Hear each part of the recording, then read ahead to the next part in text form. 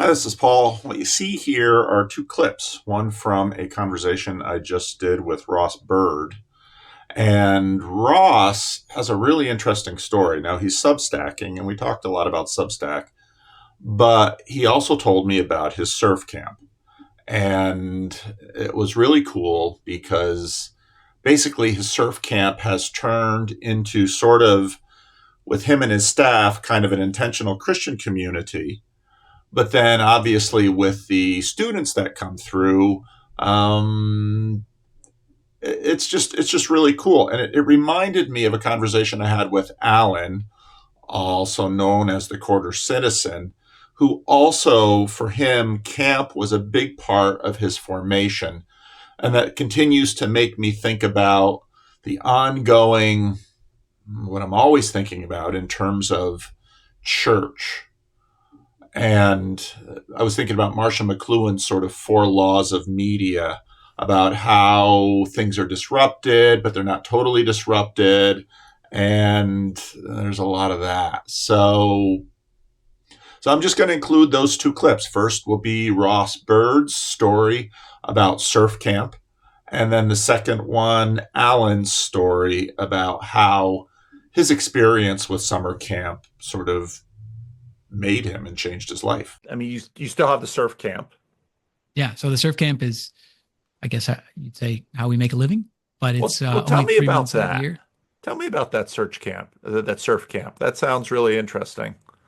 Yeah. So I started it with one of my best friends who is Jewish and kind of a secular Jew who has also been like a spiritual brother to me all along. He's a believer of sorts, though not a Christian. And not really a good Jew either, I guess you would say. But I say that to say that from the beginning, there was not really a question of it being like a Christian surf camp. Yeah. It was just, we grew up surfing together and we wanted to make a good surfing experience, like the ones that we were given driving down to Hatteras, sleeping in our cars at night in this area that I was talking about before with dirt roads and that sort of thing. And so that's what we made. He had a bit more funds than I did. And so he leaned on me and he had a good job. And so he sort of leaned on me to design it and he was going to help fund it. And then we got to do it together for a year. And then it became the sort of thing that wasn't sustainable for us to do together. So I bought him out and we continued to run it the way that we designed it, which was just to be kind of a surf camp that it's a high-end camp. Kids come from all over the country and the world even. You pick them up at the airport and drive them. It's 2.5 hours even from the airport. So drive them down and give them a week at a time, just experiencing this beautiful place. It's home cooked meals. It's like in a house, family style, sit around one table. And so, yeah, it still is that to this day. I mean, since then I've developed it for myself to be a Christian ministry. Though it's not outwardly so, I guess you would say. So for my staff, even the staff that I hire, many of them are believers because that's the kind of network, let's say, that we draw from a lot of times, but many of them aren't. A lot of them are campers that came and they just experienced something that they loved and they said, I want to come and work and be a part of this. And so that's when I have to break it to them that this whole time it's been this secret Christian operation, which I say it's kind of great. Like, there's kids who come from, the Northeast, have never darkened the door of a church before. And I say, look, the camp is still everything that you thought it was, but I do actually run the staff like a Christian community. And you don't have to be a Christian, but I also don't water it down. So you have to imagine, like if you were going to Iran or something like that, you'd expect a different cultural experience. You wouldn't be like, why are these people forcing their religion on me? So I won't be forcing it on you, but it's just going to be a different cultural experience. And I just want you to join it and just feel comfortable, when we pray, just being there with us or doing whatever we do. So I lead Bible studies.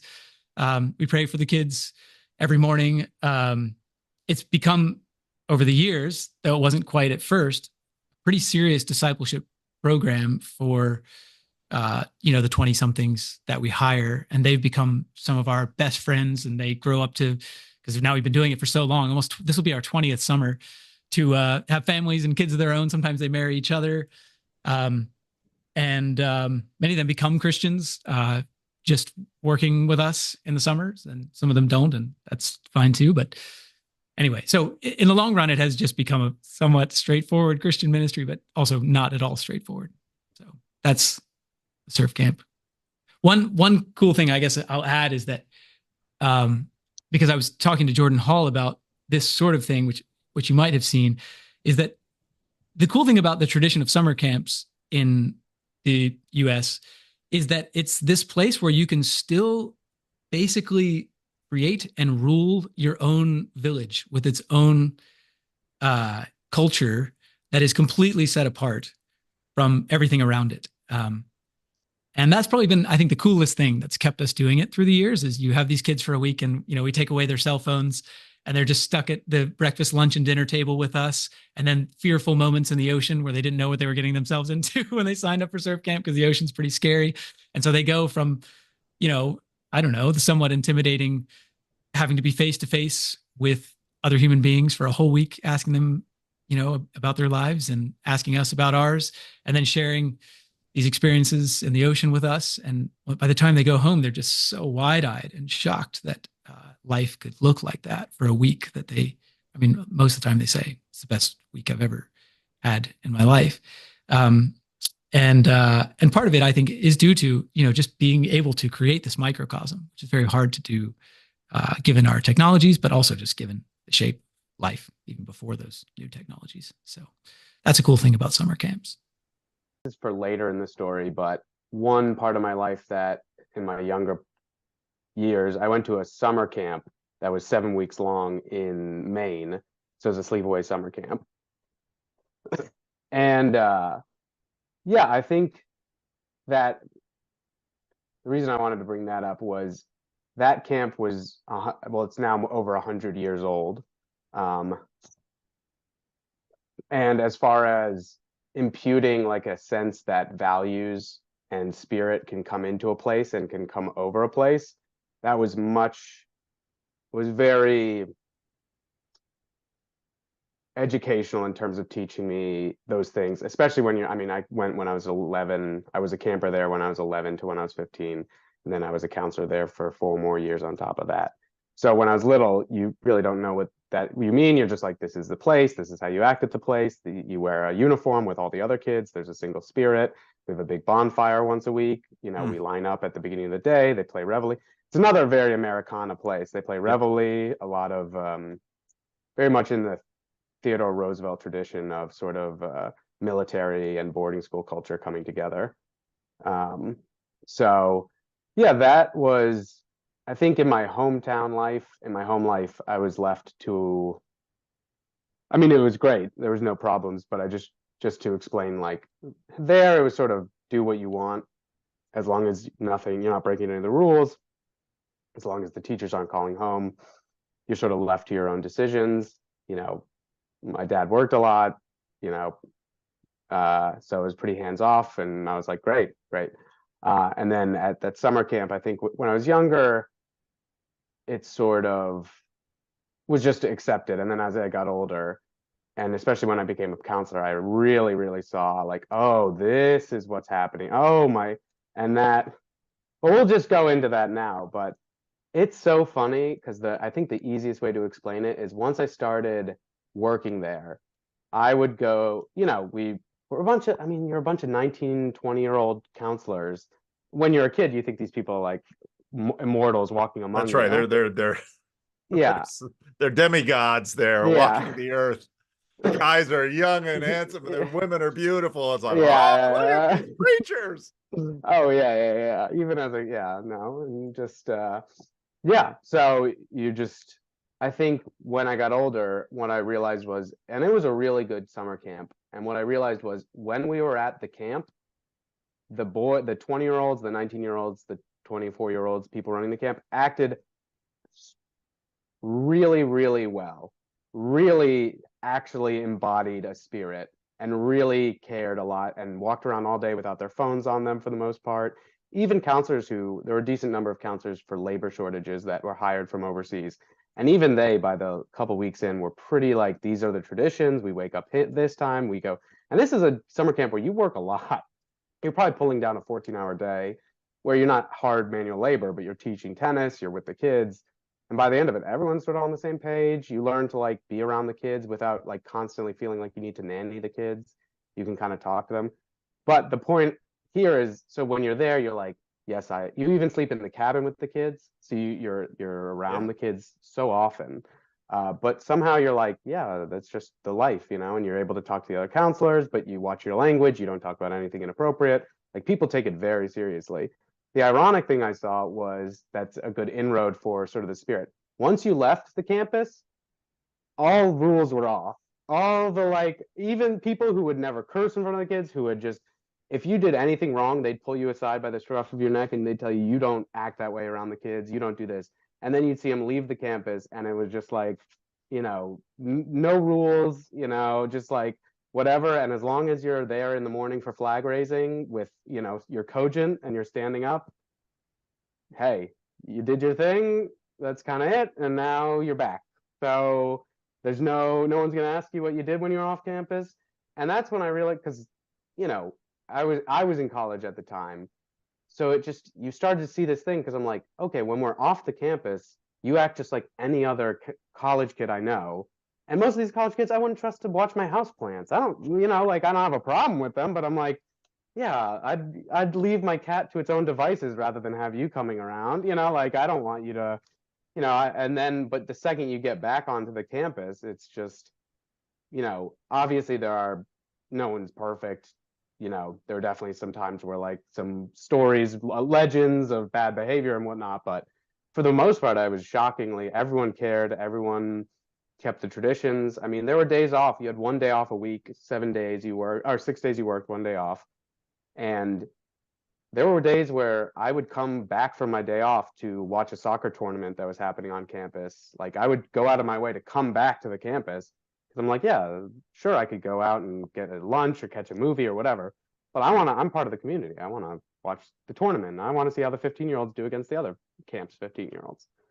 So yeah, I think that summer camp experience, especially, it was funny because as a camper, I wasn't a standout athlete. I was sort of just like, you know, fine, not, you know, liked, not a bad behavior kid. But throughout my time as being a counselor, like by the end of it, I basically was just like, oh yeah, like you're one of the leaders. I mean, in official title, I was a head counselor, but also just in terms of the way people treated me and the way, like, if there's a problem, you could be looked to. And the thing I don't want to point out like, oh, wow, because I'm so great. The thing that really got to me, or the thing that really struck me is I never thought, like, I always thought like, I'm not the greatest athlete. I'm going to work at this summer camp because it's a paycheck and it'll be fun. But I just did the things that I thought were right. I was like, oh, I'm going to read to my campers. And, you know, if something's going wrong, you step in and da, da, da. And, you know, you just do that. Like, I'm just like, I would, you know, I was like, I would get my head buzzed before the summer because I was like, I don't want to worry about my hair. I'm just here for the campers. And then somehow, without me knowing, it was just like suddenly people like, oh yeah, that's the person to turn to. That's the person who'll know what to do. And that really, by the end of it, it struck me of like, oh, something was going on. It's something I can't put into words was happening here. And that alignment of what you think is the right thing to do personally, not just like, oh, well, be the strongest guy or like, you know, be this, be that, but like, I'm just going to do the things that I consider to be right. And then the people around me are going to treat me a certain way based on that. Like that alignment between those two ideas just suddenly, like, it took a while, but it just hit me of like, oh, what is happening here? And so my last summer there was actually literally like 3 weeks before I started my first job out of college. So I was able to negotiate with my job that I didn't start in June. So that was your summer job, like in the college years. Yeah. So yeah. That is a great story, and that is a great illustration. I don't know what you're planning on doing with this video, but maybe, I mean, what you just laid out and how well you told it, that is such an excellent illustration of a spirit and its locale and its tradition and how you know, and the one, oh, I can so see that. That's so true. Yeah, no, and just to like, I mean, I have so many stories from this place. I spent so many hundreds of hours, Yeah. thousands of hours. And it's funny, the last day of camp, we would take the docks out. Like you really pull them because the lake will freeze and it'll Right. destroy the docks if you leave it in. Right. I mean, it's You pull Maine. everything. Yeah, it's Maine. You pull everything on land, you put everything away.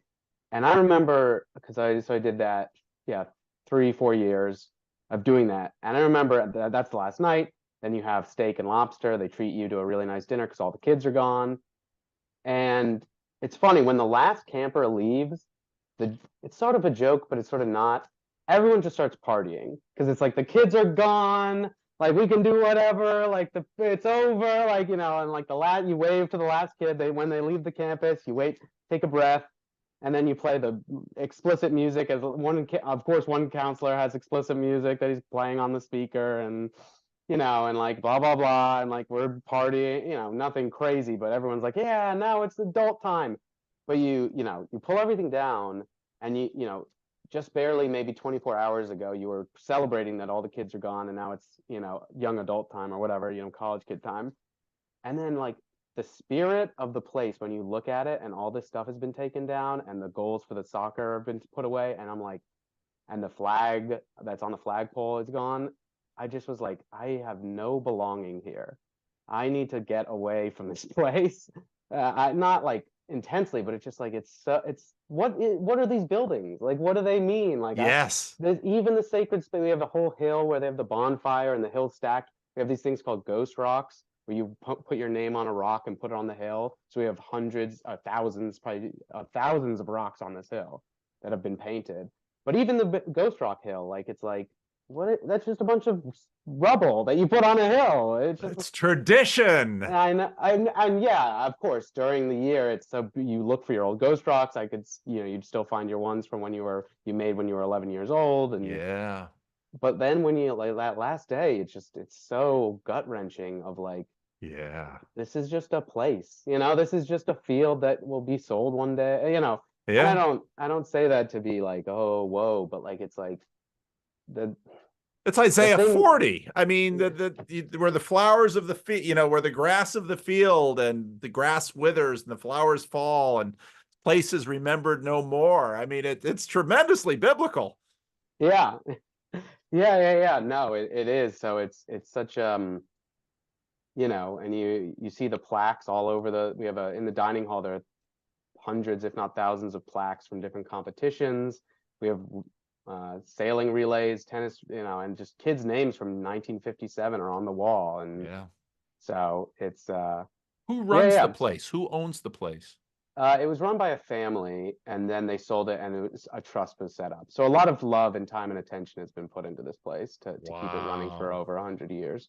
So it was and it's a 7-week camp. So that's really your summer as a kid. Oh yeah. I mean, when you're a kid, summer vacation seems like forever, Yeah. 7 weeks feels like an eternity. Oh yeah. Oh yeah. And when I was a camper, I had a little notebook or like a piece of paper essentially, and I'd write down everything all the other campers told me about, because you didn't really have access to anything. You had no phones. Right. And so they'd be like, listen to this song or play this video game. And I'd like have my little and you'd come home and you'd be like, I've come back from the far north and I've returned with information on how to, on 199 songs to buy on iTunes, and I've come back with movie recommendations and all sorts of, goodies. So yeah, it was a whole world that was you'd go and you'd meet people and you'd commune with kids from all over the world, kids from the same area you're from. You'd have a whole spirit over it. There's a running competition. The competition starts, it ends, so yeah, they really knew how to do, especially closings. I mean, there's a whole week of closing ceremonies where you cut off, you end everything. You end the running competition between the whole camp. There's two sides of this competition. You end that. You end the bonfires. You end, You have camper counselor stuff, camper competitions, like traditions that span beyond competition, and then you close it, and the final night, everyone has a candle and they blow it out at the same time. Like they really, really understand, like you need to open, you need to start, you need to like everything at the beginning is all super energy, high energy, get excited. And then at the end, it's solemnity and seriousness. And everyone has a sense that this summer will be entered into like the halls of that list all the other summers, the bonfire is a tally, and you can look up tally, like they have a description of each bonfire and different activities that happen. So if you had a dad who went to the camp, you can look up your dad from 1965 and what did he do, and was he, so there's a huge understanding of culture and tradition. And yeah, so I mean, going through all that. How many years did you go there as a kid, and how many years were you a counselor there? 5 as a camper and 4 as a counselor. So that's pretty significant in a young life. Mm. I mean, it's 9 summers that you participated in this ritual, in this liturgy. Mm. Yeah, absolutely. I mean, I don't think it really took until the last 2 summers, in fact, and really not until the last one. And you just see all these beautiful things coming together. I mean, like one that's almost like such a almost cliche example. You wouldn't even want to write it down in a book because it would sound too cliche.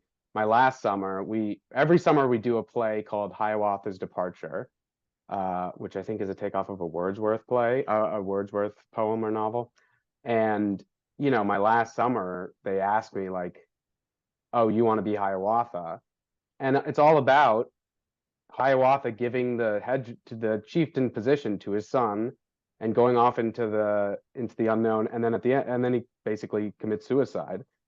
And it's all about like letting go of the old tradition and then the new. And even though Hiawatha was the chieftain that brought peace, it's like, well, if I can't keep doing this, someone else has to do this. So I mean, just that of the handing off of, hey, like you're a counselor who's very respected. We want you to, and in the one sense, it's like, well, this is just a job. I have to memorize lines. It's a play. I got to do work, blah, blah, blah.